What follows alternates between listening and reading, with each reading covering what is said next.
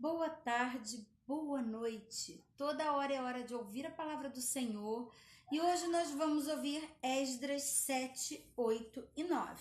Vamos lá. Muitos anos depois, durante o reinado de Ataxerxes, rei da Pérsia, havia um homem chamado Esdras. Ele era filho de Seraías, filho de Azarias, filho de Uquias, filho de Salum, filho de Zadok, filho de Aitube, filho de Amarias, filho de Azarias, filho de Meraiote, filho de Zeraías, filho de Uzi, filho de Buqui, filho de Abissua, filho de Finéias, filho de Eleazar, filho do sumo sacerdote Arão. Esdras era escriba, conhecedor da lei de Moisés, dada ao povo pelo Senhor, o Deus de Israel. Esdras foi da Babilônia a Jerusalém, e o rei lhe deu tudo o que ele pediu, porque a mão do Senhor seu Deus estava sobre ele. Alguns dos israelitas, também alguns sacerdotes, levitas, cantores, guardas das portas e servidores do templo viajaram com ele para Jerusalém no 7º ano do reinado do rei Ataxerxes. Esdras chegou a Jerusalém em agosto desse mesmo ano.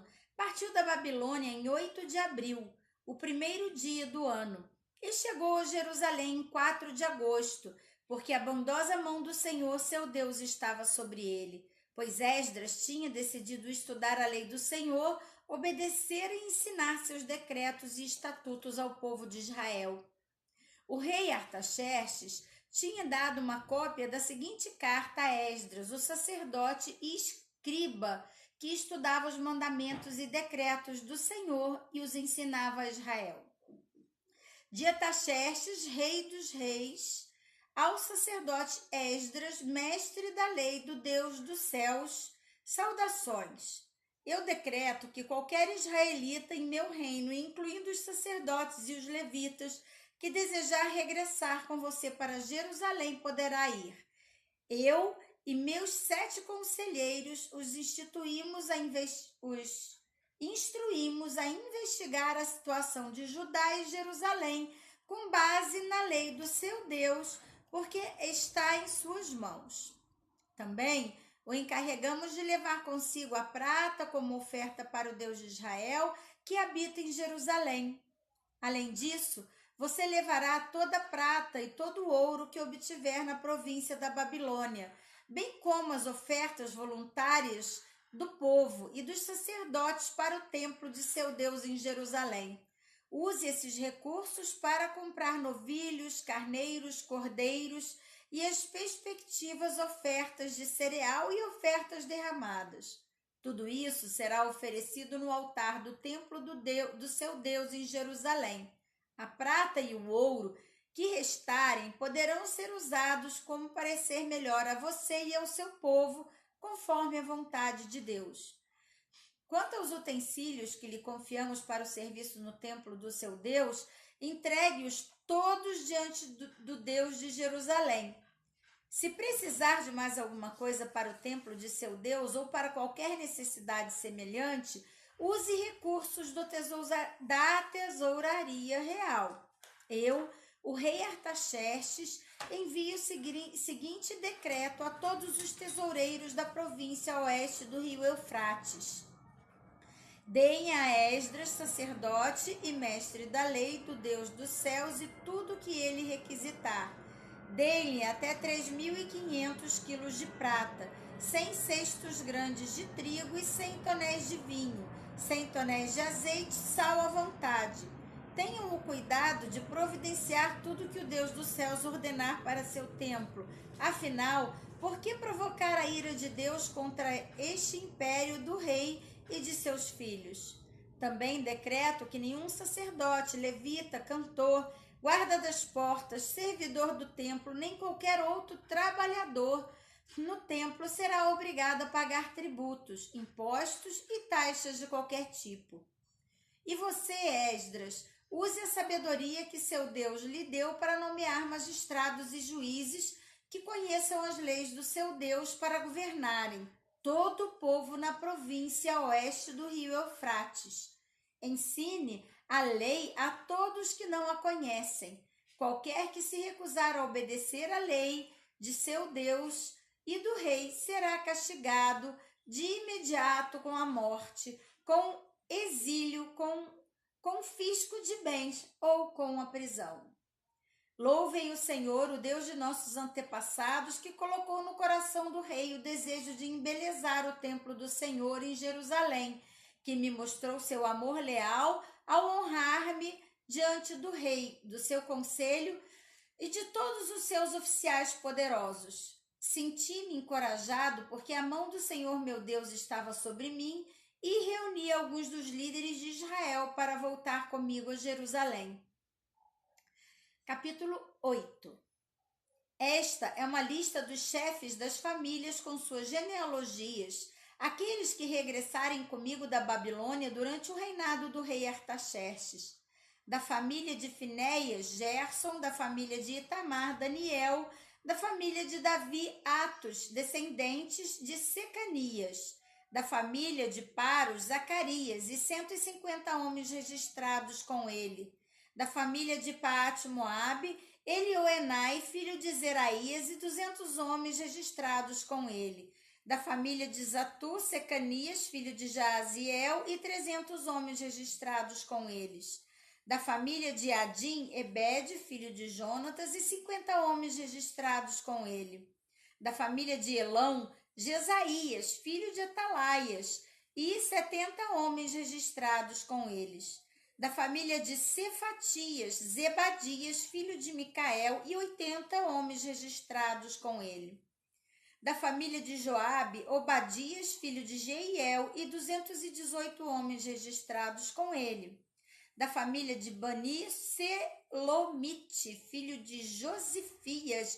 e 160 homens registrados com eles; da família de Bebai, Zacarias, filho de Bebai, e 28 homens registrados com eles; da família de Asgade, Joanã, filho de Acatã, e 110 homens registrados com eles; da família de Adonicã, que se chegaram depois, Elifelete, Jeiel, Semaías, e 60 homens registrados com eles; da família de Bigvai, Utai e Zacur, e 70 homens registrados com eles. Reuni os exilados perto do canal de Aava e acompanhamos ali por 3 dias, enquanto eu revisava as listas do povo e dos sacerdotes que haviam chegado.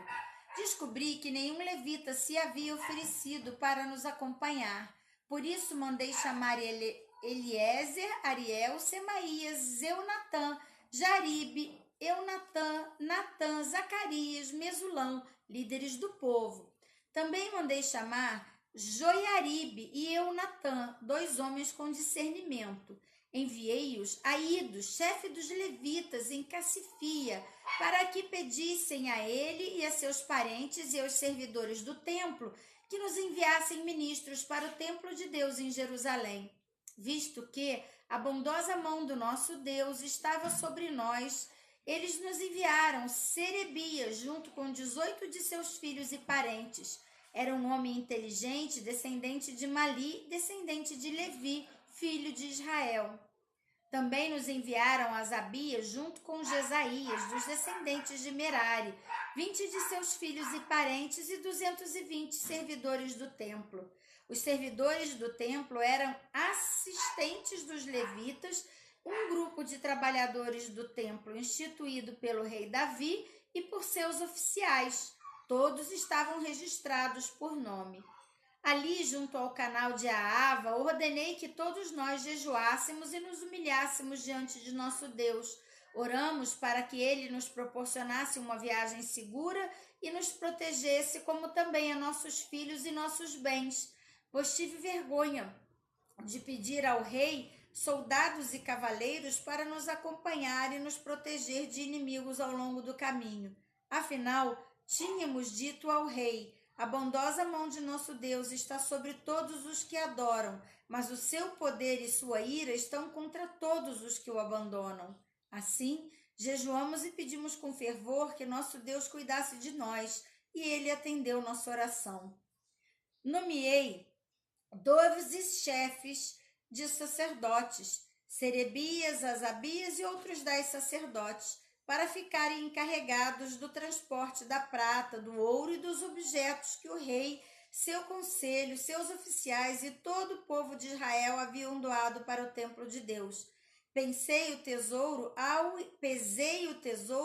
entregá-lo, e o seu total era 22.750 quilos de prata, 3.500 quilos de utensílios de prata, 3.500 quilos de ouro, 20 tigelas de ouro, cada uma pesando 8,6 quilos, 2 utensílios de bronze polido, tão valiosos como o ouro.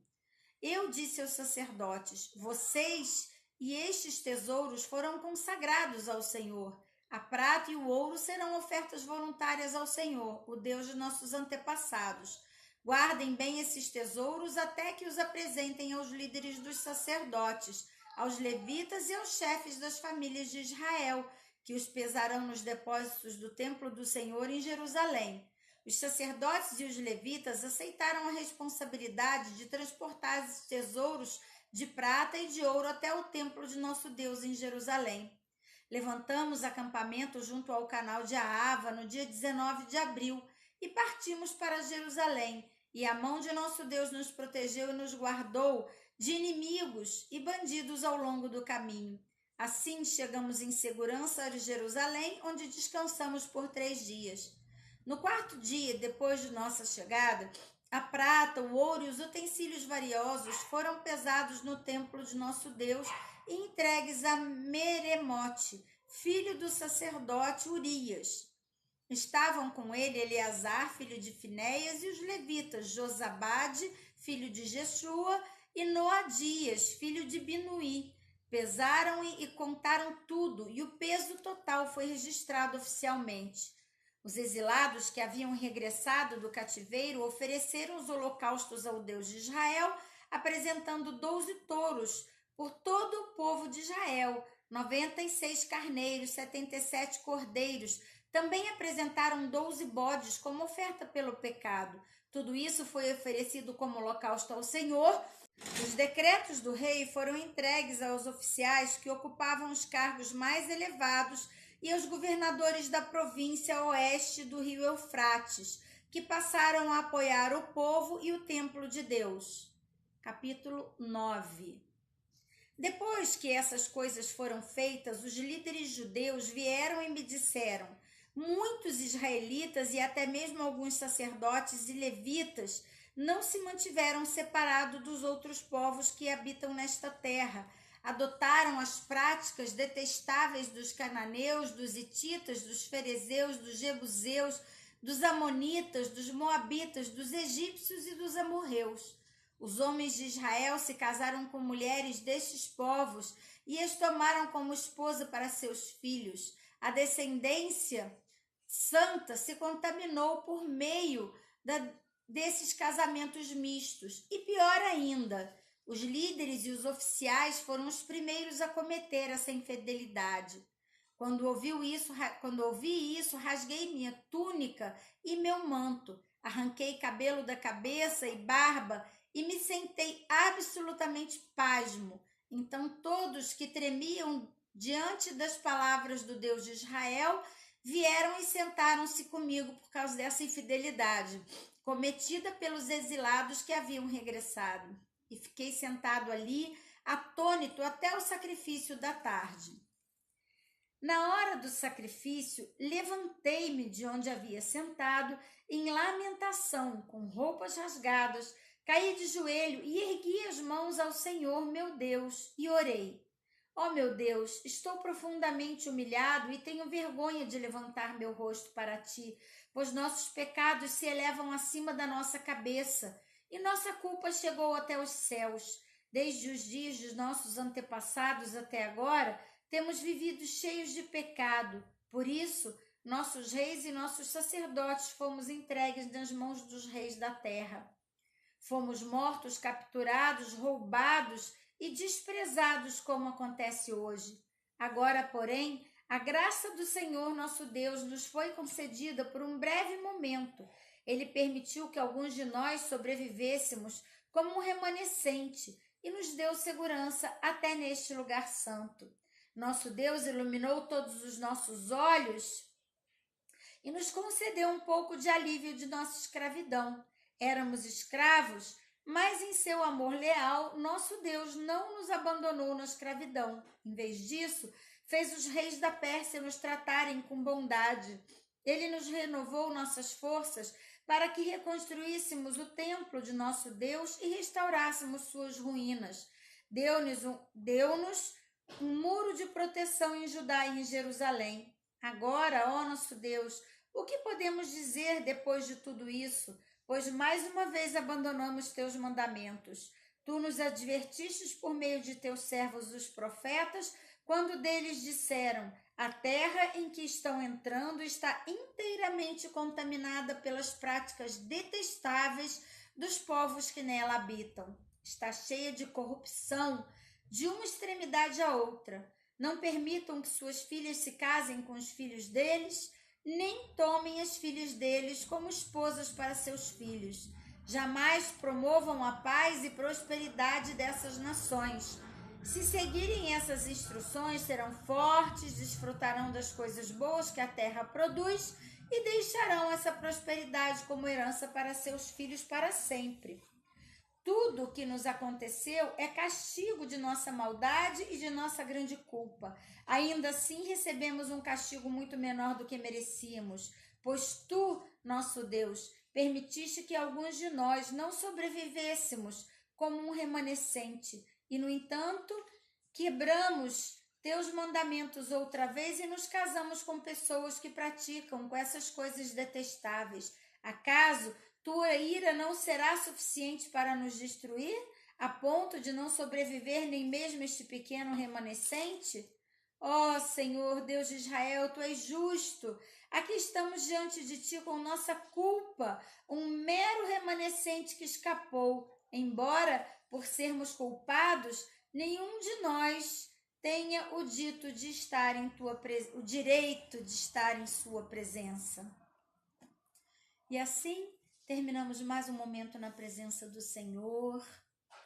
Você ainda não se inscreveu no canal? Se inscreva aqui embaixo, se inscreva no canal, clica no sininho também para você receber notificações de novos vídeos publicados. E compartilhe para que juntos possamos fortalecer a fé de muitos irmãos com a palavra viva do Senhor. Um grande abraço e até amanhã!